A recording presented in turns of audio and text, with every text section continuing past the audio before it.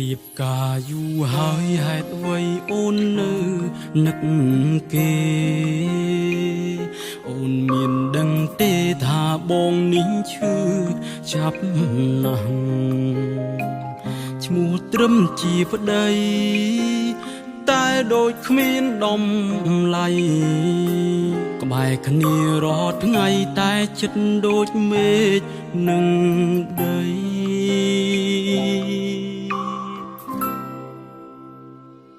អោបអូនពេលណាឃើញតែទឹកភ្នែកអូនហូរ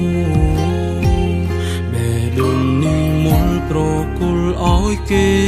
អងទៅហើយប្រពន្ធបងអើយហេតុអ្វីអូនមិនប្រាប់បង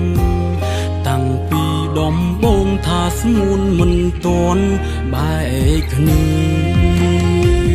រៀបការធ្វើអ្វីបើអូនមិនស្រឡាញ់ប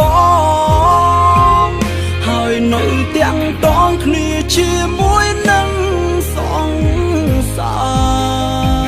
រប្តីមួយណាដែលថាមិន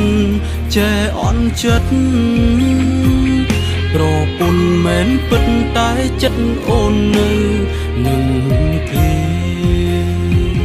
បើមិនទាន់ភ្លេចគេមានមេរៀបការធ្វើអ្វីបើនៅអាឡ័យតែពីសង្សារចាំងស្ងួនអូនយំនឹកគេឯបងវិញយំបោកខ្លួនឈឺចាប់ផ្ទួនឈ្មោះប្តីប្រពន្ធតែសម្បកក្រៅ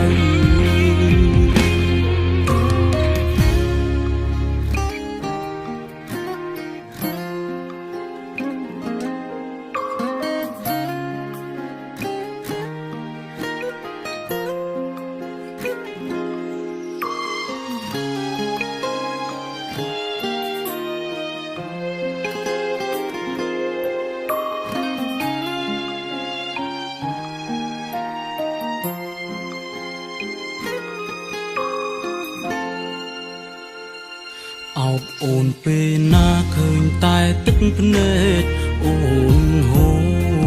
របេះដូងនេះមុនប្រគល់ឲ្យគេអងទៅហើ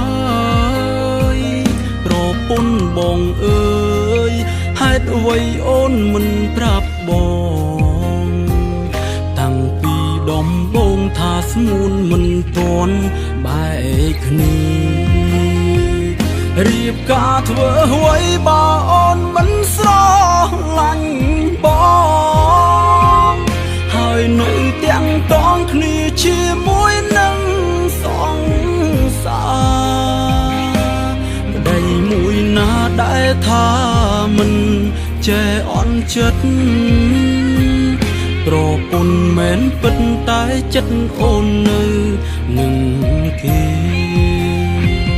បើមិនទាន់ភ្លេចគេមានមេរៀបការធ្វើអ្វីបើនៅអាឡ័យតែពីសង្សារចាំងស្ងួន